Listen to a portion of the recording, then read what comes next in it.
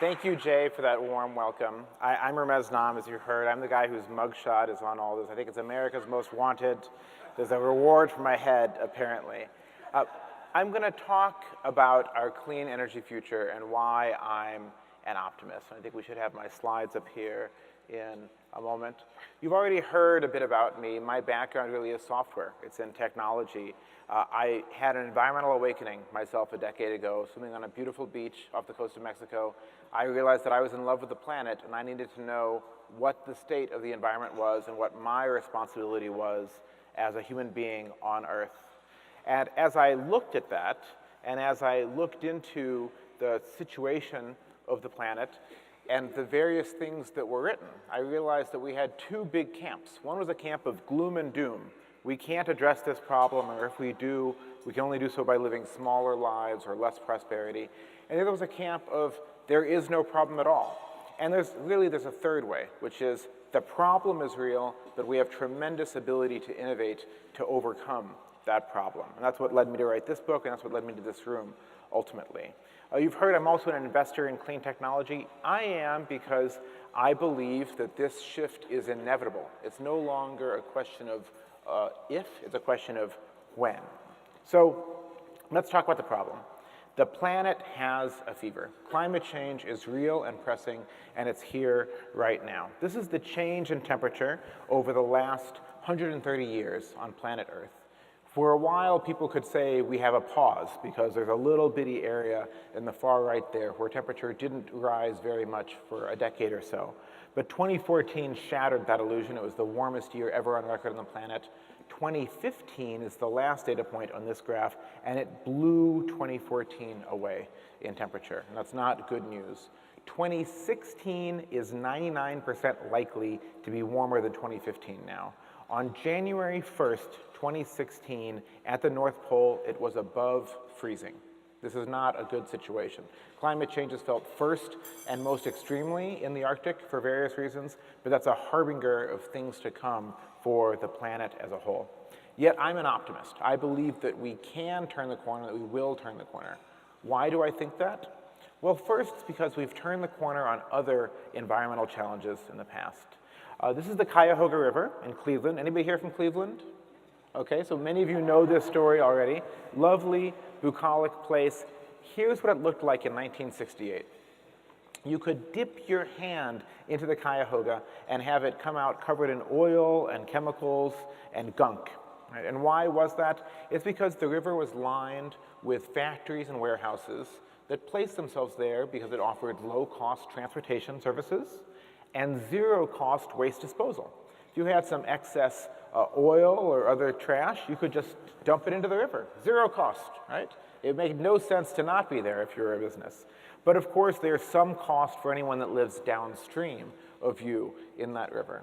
But things changed. In 1969, a train crossed a railroad bridge over this river, and its metal wheels threw a spark off those metal rails, and that spark drifted down onto the surface of the river, and the Cuyahoga River caught on fire. Now, this was the 13th time the Cuyahoga River caught on fire. The 12th time was during World War II. The nation was distracted. This made national news. It made the cover of Time magazine. It inspired a top 40 hit.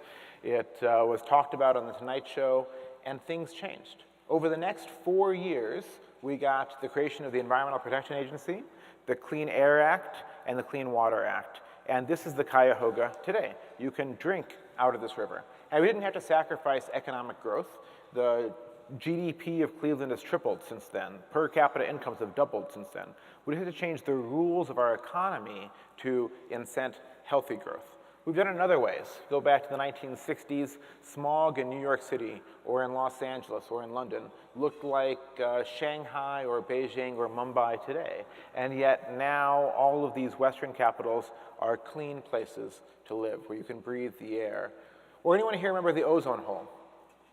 Right? The ozone layer was thinning. We woke up to that in the 1970s. Chemicals like freon, chlorofluorocarbons, destroy ozone in the atmosphere. No ozone, and we're bombarded with ultraviolet radiation, and that destroys DNA, and that's not a good thing. And yet now NASA tells us the ozone layer is bouncing back. It'll take decades for it to get back to a fully healthy place, but it's bouncing back a little faster than expected. And that's because we created an international agreement, the Montreal Protocol, that took these chemicals like Freon and phased them out. Industry said at the time that it could not be done, that it would cost hundreds of billions of dollars, that people would die because medicines could not be kept cold in hospitals. None of that happened. We just signed this protocol under Ronald Reagan, actually, and we phased out these CFCs in a decade, and it actually created a multi-billion-dollar business opportunity for companies selling coolants that did not destroy the ozone layer. So we've done this sort of thing before. That's the number one reason that I'm optimistic. The number two reason is that we are blessed within a huge abundance of potential clean energy. If we look at all the energy the world uses expressed as oil, it would be 14 cubic miles of oil, a gigantic amount.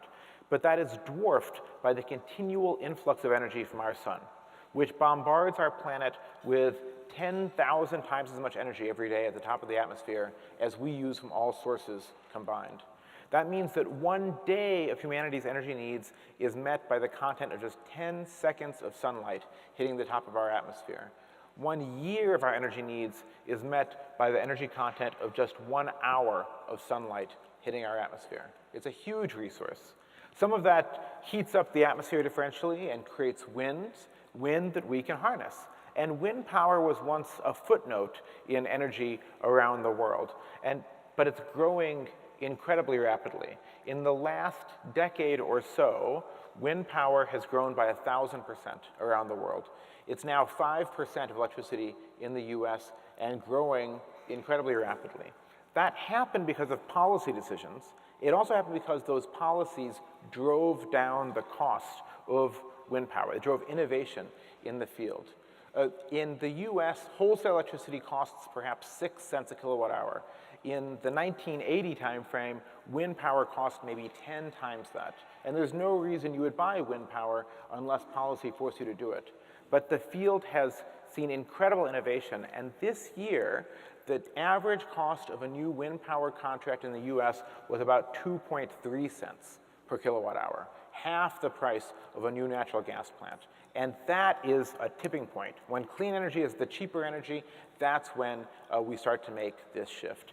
It's happening because we have these larger wind turbines that access faster winds higher up, because they have larger blades. If you double the length of a wind turbine blade, you quadruple the energy it can collect. At the same time, these larger wind turbines are making wind power more reliable. Wind turbines used to produce 25% of their rated power. Now, the average in the US is about 40%. The best sites in the Midwest and the Great Plains are at 50%, and we have 60% uptime looking us just a decade or so away. So it's starting to look not like a variable resource, but like almost a baseload resource, if you will. And it's fully compatible with our agriculture. You see wind turbines in Minnesota, you see them over farms, you see animals grazing, you see tractors running right below. The even faster innovations have come in solar power. The sun hits us with so much energy that less than 0.5% of the land area of the world could meet all of our energy needs. With current technology, it's really just been an issue of cost, not of abundance of energy or land. But the cost of a watt of solar power has plunged a staggering 200 times over the last 40 years or so. Used to cost almost $100 for a watt of solar power. Now you can buy that for 36 cents. And that means we're now seeing crossover. By crossover, I mean the moment at which, with no subsidies, solar power in the sunniest parts of the world is cheaper than any other power. So a new natural gas plant in the US would cost about 6 cents a kilowatt hour. What does that look like? Well, here's US solar prices over the last 8 years. They've dropped from being 20 cents a kilowatt hour to being an average of maybe 5 cents per kilowatt hour for a new contract. The city of Palo Alto, just earlier this year, signed the cheapest solar deal ever in the US at 3.6 cents per kilowatt hour. Right? If you go to Mexico, the average price earlier this year, 5 cents, the cheapest price, 3.5 cents. If you go to even sunnier places, in Chile, 2.91 cents. Now, I talk dollars and cents because, again, when energy that's clean is cheaper, then energy that's clean will win. This deal in Chile, one of about a dozen deals where solar has won with no subsidies against all other technologies, was not just the cheapest contract for solar power ever signed, it was the cheapest contract for electricity ever signed on planet Earth with any technology. But that record lasted.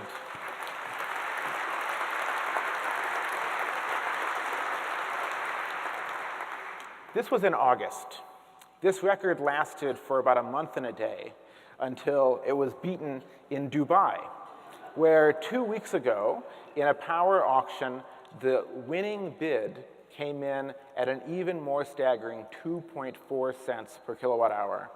And there were 4 bids below 3 cents per kilowatt hour. This is not a fluke. Now, Dubai is an incredibly sunny place, but we will see these prices start to spread into places like Texas and California and so on. And in fact, there's other benefits here. About 1.3 billion people on planet Earth don't have electricity. They almost all live in the sunniest parts of the world. So some of the people in energy poverty were the first to get the cheapest sources of new energy. Now, renewables can get us quite far. With just renewables in the grid, we can get to maybe 70 or 80% of our electricity needs met in a clean way.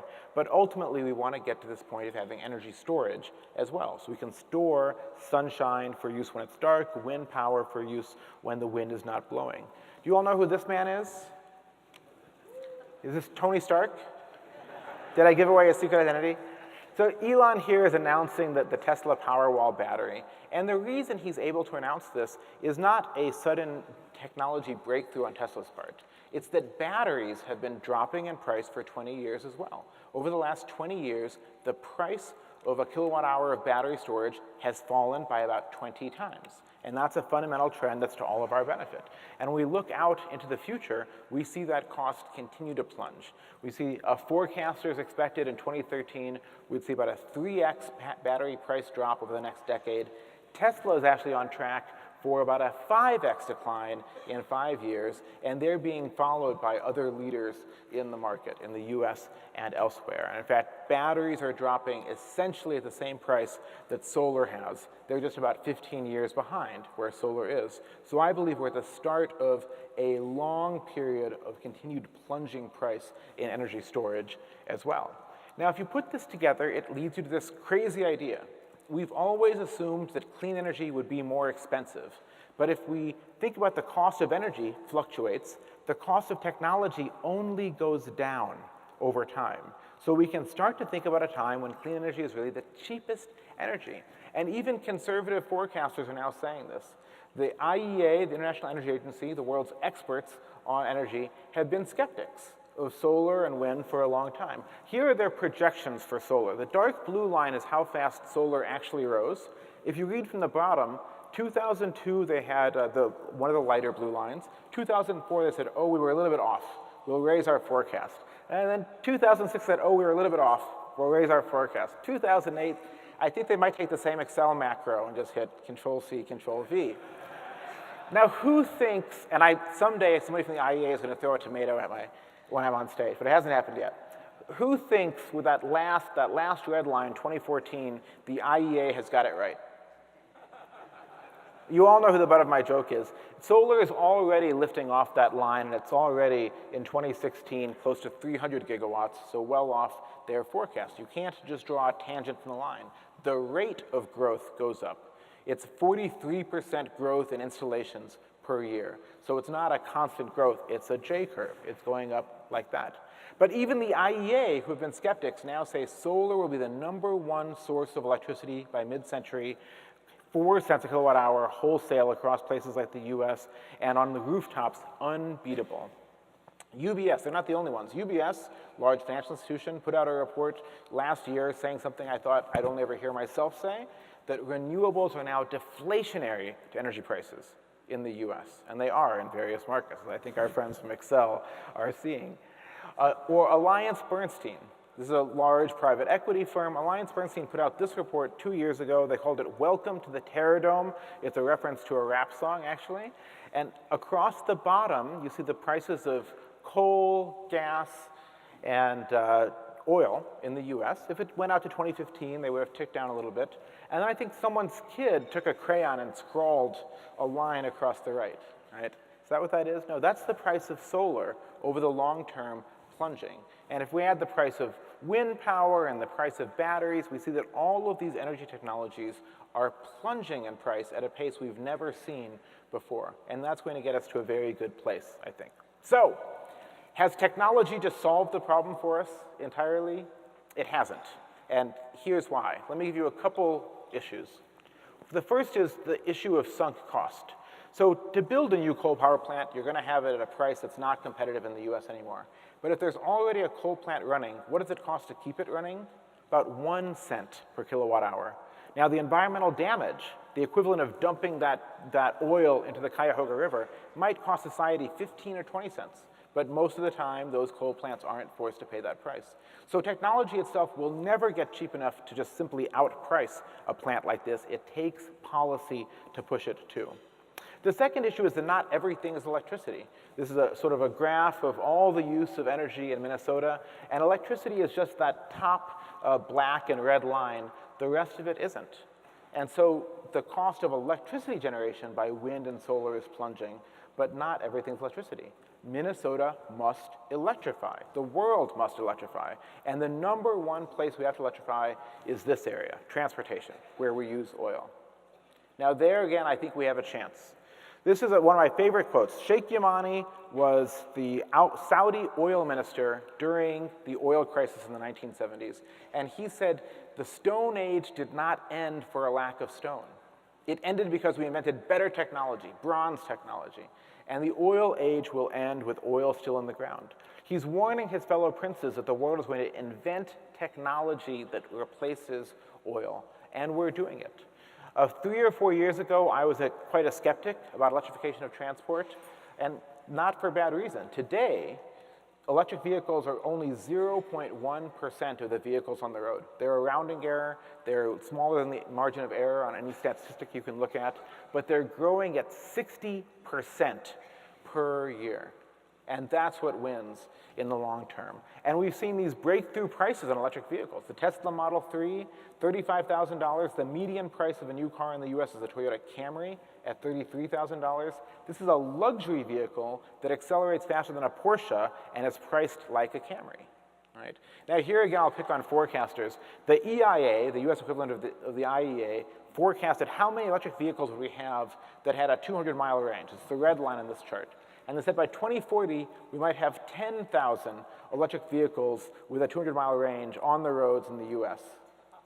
Tesla sold 300,000 of these in the first 3 days, pre-sold, without the product even shipping, right? And so one manufacturer looks likely to be on track to sell 500,000 of these per year, and you have a dozen other manufacturers moving into the space. And here we have a virtuous cycle, because batteries are the most expensive component of the EV. As we sell more EVs, we get more volume on that market. Batteries go down in cost. That means electric vehicle goes down in cost. That means we sell more electric vehicles. So what do we need to do to accelerate that? Well, the missing link is going to be charging. Actually, I'll say one more crazy thing about this. There's every reason to believe in the long run that electric vehicles will be the cheapest vehicles. And here's why. This is the drivetrain of an electric car. It has 90% fewer moving parts than an internal combustion engine. So when it's manufactured at anything like the scale of internal combustion vehicles, we have reason to believe that the costs will plunge. That green line that it's crossing is the cheapest new car sold in the US, a 2-seater smart car. So we're talking about a luxury vehicle that drives like a Porsche being cheaper than a 2-seater smart car at some point down the road. But the thing that policy can do and public-private partnerships can do is make it easier to own these vehicles, not by lowering the cost of buying it, but by making have more availability of places that we can charge these vehicles up. Now, so I've told you an optimistic story here, but I want to be clear. We are in a race. We're in a race between the rate at which we are filling up our atmosphere with carbon dioxide and warming things up, and the rate at which we are deploying this technology. The technology is there, but we have to go faster. If we look at the Paris Agreement, it was a good agreement. It's a good step. I'm proud to see it happening. and we still have to move faster. By 2030, the black line here at the top is how fast we have to decarbonize. The shaded areas are the commitments of the 4 largest emitters. And what you see is that A, there's no room for anyone else. There's no Africa on this, there's no Australia on this, there's no Pakistan on this. And B, at 2030, with the duration to which the Paris Agreement goes out, we have to turn the crank even faster. So technology is there for us now. It's at the point that we can deploy it and overcome this problem, but we have to push faster to make that happen. But I believe we can, as we've done with things like clean water, as we've done with things like clean air, as we did with things like the ozone layer. So I'm an optimist, and I hope you'll all join me in supporting fresh energy to help accelerate that transition.